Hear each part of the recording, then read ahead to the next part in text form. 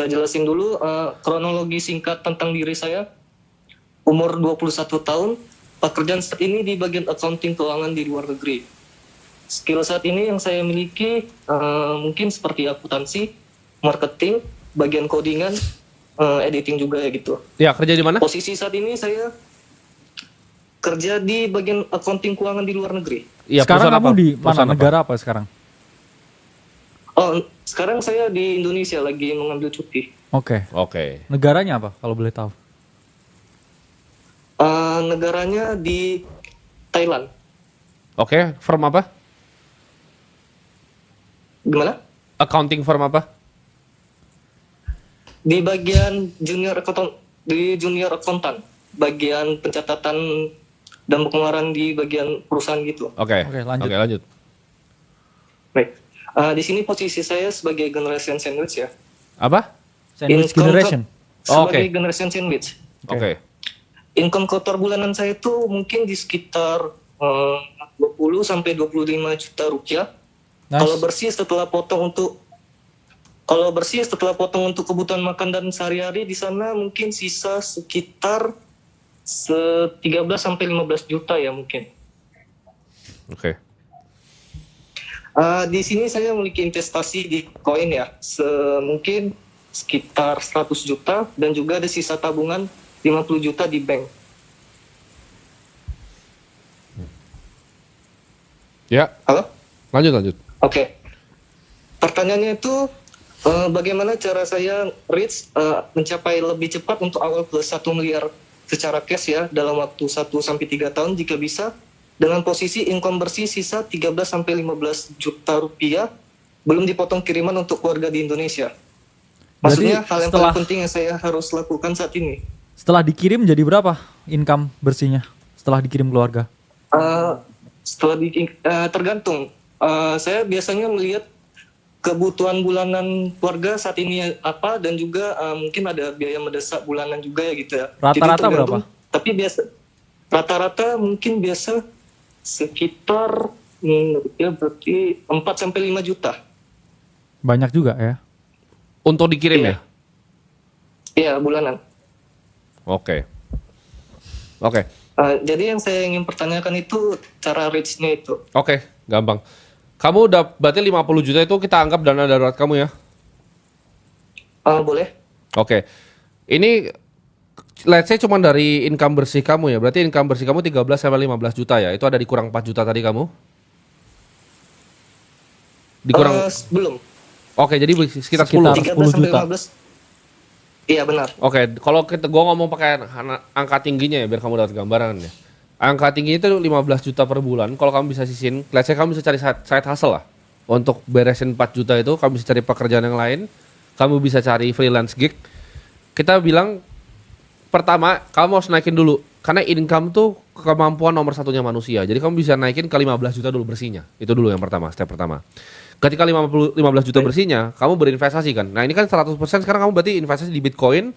Terus dana darurat kamu memang 50 juta di bank. Dana daruratnya naikin ke 60, bikin 60 juta dulu. Pertama, itu lo taruh di RDPU dulu. Jangan cuma di bank, karena ntar lo pakai uangnya. Itu yang pertama. Iya, benar. Oke, yang kedua, sisain 10 juta di bank. Ada utang nggak?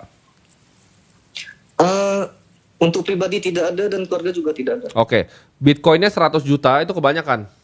Ya, kamu harus kejar at least 15% tahun ke tahun. 15% tahun ke tahun dengan penyisihan 15 juta per bulan, 15 kali 12 ya. Itu per tahunnya kalau kamu bisa dapat 15% ARR itu kamu berarti sekitar 4,1 tahun kamu dapat 1 miliar. Jadi kamu tuh udah on track. Ya. Kamu cuman butuh waktu berarti antara 4 sampai 5 tahun karena mungkin enggak 15% konsisten ya, Bro ya. Mungkin ada drawdown ke 8, ke 11, tapi kita ngambil rata-rata 15%. Mungkin kalau lebih konservatif 5-6 tahun, Bro, jawabannya.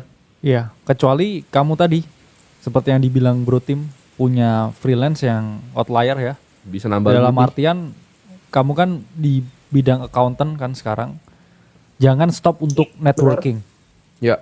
Kamu harus cari banyak sekali temen, gunakan skill kamu dan beri alasan mengapa mereka harus pakai jasa kamu. Ya. Jadi kamu sekarang kurangnya cuma satu menurut kita.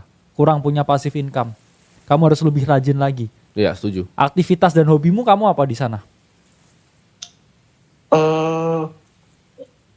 Hobi yang lebih kebanyakannya Jangan- ke baca buku sih, ke jangan investasi layar panjang. Jangan main bencong ya di Thailand. Iya, kamu jangan main bencong loh betulan. Kamu Iya.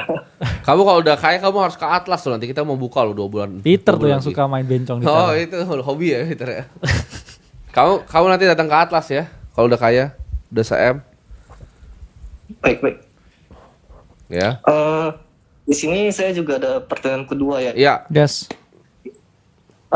Di sini sedikit kontroversial, jadi mungkin kalau misalnya pertanyaan sedikit kejauhan juga nggak apa-apa, nggak perlu dijawab ya.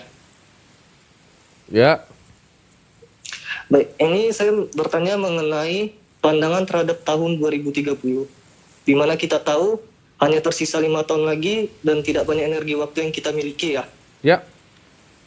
Ini setelah hasil riset saya yang pernah saya lakukan sebelumnya, bahwa bila fase Bitcoin tetap berlanjut dengan 3 tahun grow dan 1 tahun drop, maka tahun dropnya ada di tahun 2014 pertama, 2018, 2022, Ya. 2026 di tahun depan, dan juga selanjutnya 2030 ya.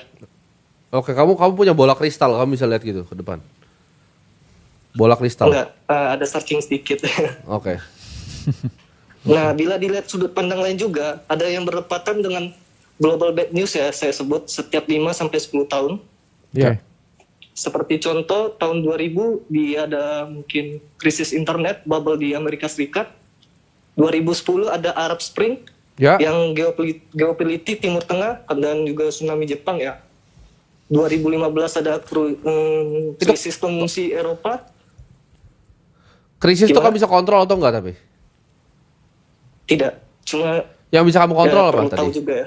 Ya, yang bisa kamu kontrol apa? Kamu tuh mikirin krisis begitu kayak seolah kamu Punya bola kristal. punya bola kristal. Kalau kamu mainin bola kristal tuh kamu ujung-ujungnya makan beling nanti. Damn. Jangan main-main bola kristal. Kamu nggak punya bola kristal. Jadi jawabannya kamu nggak tahu apa yang kamu nggak tahu. Itu bahaya. Jadi nggak Oke. perlu mikir kejauhan seperti boleh itu. Iya. Satu, Tapi boleh saya lanjut? nggak usah mikir 2030, dunia ini nggak mikirin kamu soalnya. Kamu mikir gimana Oke, caranya baik. dari 15 juta tadi, itu bisa 20, 25, 30 itu dulu, jangan jauh-jauh. Jangan ada tsunami, jangan ini, kamu bukan Iya, BMKG. makanya. Tenang. Saya belum punya kan? Iya, tenangkan dirimu ya. Makanya. Kalau kamu mau melihat baik. makro kayak gitu mungkin duitnya udah 100 M lebih lah baru mau mikir begitu. Setuju. Di bawah 100 M jangan. Pikirin dulu, oke gimana caranya gua kerja nih. Jadi daripada kamu nonton-nonton video begitu, Riset-riset gitu kan. riset begitu, ya. Mending kamu jilat bos kamu buat naik gaji gitu. Iya. Itu lebih visible itu.